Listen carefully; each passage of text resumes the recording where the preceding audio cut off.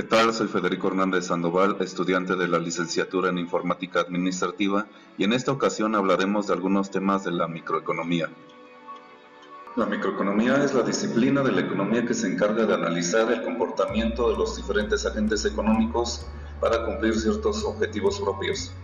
El equilibrio y óptima distribución de los recursos es materia microeconómica. Para entender mejor, haremos un contraste de las dos ramas de la economía. La microeconomía se centra en las partes individuales de la economía, mientras que la macroeconomía observa a la economía como un todo. A mediados del siglo XIX apareció el término en varios países de Europa en una corriente de ideas que proponía explicar el valor de bienes a partir de la psicología individual. A los inicios de la microeconomía aparece el principio de la utilidad marginal. Para sus fundadores, el inglés Stanley Jevons, el austriaco Karl Menger y el francés Léon Walras, aparte de los gustos individuales, existe una ley psicológica que dice que la satisfacción lograda del consumo de un bien aumenta con el incremento del consumo. Tal aumento de satisfacción se produce a un ritmo cada vez más débil, de tal manera que se presenta una saturación progresiva, pero jamás total. La elección del consumidor. Los marginalistas emplearon tal ley para explicar el valor de los bienes, apoyándose en la idea de que los individuos procuran obtener la mayor satisfacción posible y están conscientes de buscar tal objetivo. El problema del consumidor es seleccionar la combinación de bienes que maximice su utilidad, limitado a su restricción monetaria o presupuestal. Si no fuera así, el consumidor podría aumentar su utilidad modificando la composición de los bienes a adquirir. Aquí aparece la ley de la demanda, que es en la medida en que un individuo ha determinado qué bienes maximizan su utilidad, procura adquirirla y formula demandas por cada uno de ellos. Tales demandas dependen de estos precios y se representan generalmente por una curva. Nacimiento de la microeconomía actual. Dos autores han jugado en esta perspectiva un papel fundamental, Hicks y Samuelson. Hicks propone leyes generales que rigen el funcionamiento de un sistema de precios en un mercado múltiple. Samuelson fija los fundamentos del análisis económico para establecer teoremas significativos, constatando que todo equilibrio supone comportamientos maximizadores expresados en cierto número de condiciones matemáticas, hablando de la relación de preferencia y tasa marginal de sustitución. La tasa marginal de sustitución es el número de unidades de un bien a las que está dispuesto a renunciar el consumidor a cambio de una unidad adicional de otro bien, manteniendo constante el nivel de su utilidad. Según la ley de la demanda, toda alza de precios es acompañada por una baja en la demanda. La gran mayoría de los razonamientos de la economía son del tipo causa-efecto. Por ejemplo, la disminución de la cantidad de un bien en el mercado provoca el alza de su precio. La baja de la tasa de interés estimula la inversión, la creación importante de dinero es una fuente de inflación, etc. Un sistema de mercado depende de ciertas condiciones de equidad y de eficiencia. La presencia de normas e instituciones que proporcionan el marco dentro del cual pueden tener lugar las relaciones de intercambio. El mercado surge desde el momento en que se unen grupos de vendedores y compradores y permite que se articule el mecanismo de oferta y demanda. Entre los diferentes tipos de mercado están el de los minoristas, al por mayor, productos intermedios de materias primas y los mercados de acciones.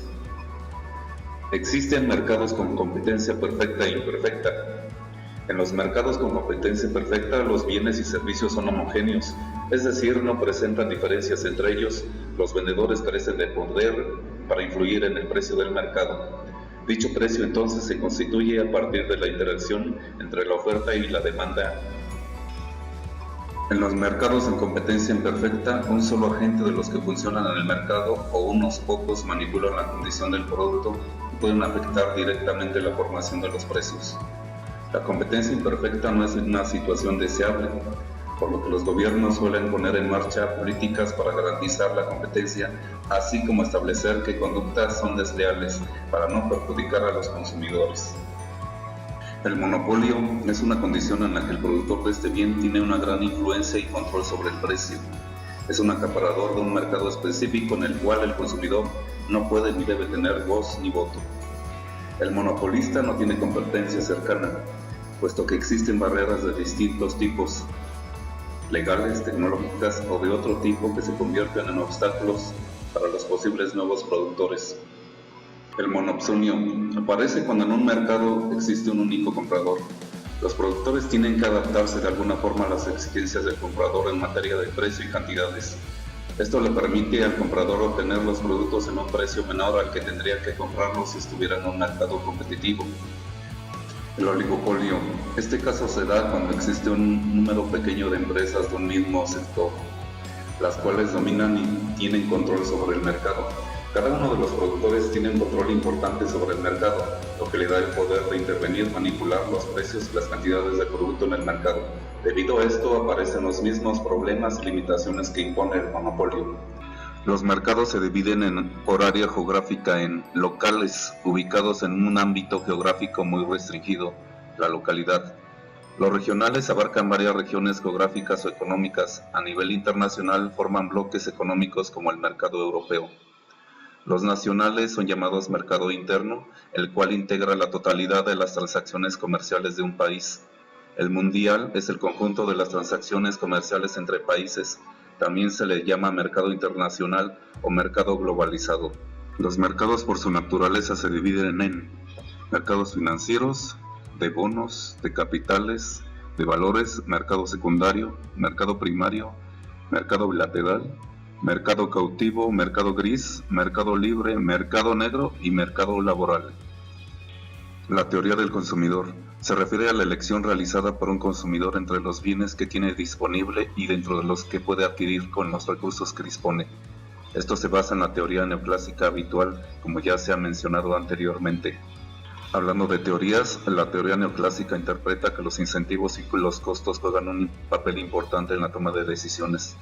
El modelo plantea que por efecto de la oferta y demanda se llega a un precio de equilibrio que se alimenta llegando siempre a una nueva situación de equilibrio, mientras que la teoría post-keynesiana se centra en la demanda agregada para explicar los niveles de desempleo y el ciclo económico.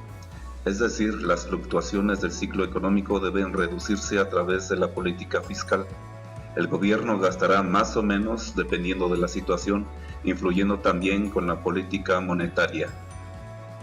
La teoría de la elección racional es la principal corriente teórica en la microeconomía y supone que el individuo tiende a maximizar su beneficio y a reducir los costos o riesgos.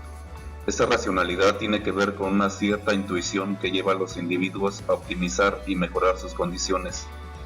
Dentro de esta tendencia de teorías tenemos a la propuesta por Abraham Maslow, la cual formula una jerarquía de necesidades humanas y defiende que conforme se satisfacen las necesidades más básicas, ubicadas en parte inferior de la pirámide, los seres humanos desarrollan necesidades y deseos más elevados. En la última fase se encuentra la autorrealización, que es un nivel de plena felicidad y armonía. La teoría del productor sostiene que la producción es la conversión de elementos productivos en productos de una forma efectiva, teniendo en cuenta restricciones tecnológicas. En microeconomía, la producción es simplemente la conversión de factores productivos en productos y una empresa se dedica a la planificación, coordinación y supervisión de la producción. Los modos de producción han evolucionado desde la comunidad primitiva en la que la agricultura constituye un paso muy importante en el desarrollo de las fuerzas productivas. El feudalismo se caracterizó por la concesión de feudos, es decir, tierras y trabajo a cambio de una prestación política y militar, con el propósito de preservar a la Europa medieval. En la esclavitud, el Estado controlaba la insurgencia de las personas que se querían librar del yugo y en ella se originaron tres clases: los dueños de tierras y de los esclavos y campesinos muy pobres y los comerciantes de esclavos. El socialismo y el capitalismo surgieron a principios del siglo XIX. Las bases de este último nos llevan a funciones de producción, entre las que destaca la función de producción Coke-Douglas, con enfoque neoclásico para estimar la función de producción de un país y proyectar así su crecimiento económico esperado. Asimismo, el estudio de los rendimientos de producción nos dirige a la maximización de los beneficios de una empresa, el cual es su principal objetivo para incrementar su valor. Ese aumento del valor es lo que buscan los accionistas e inversores que esperan que su inversión en la empresa sea provechosa.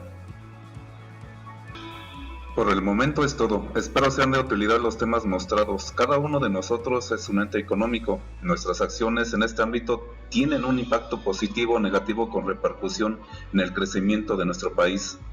Agradezco al Centro de la Juventud de Atlacomulco por las facilidades concedidas en la elaboración de este video. Hasta luego.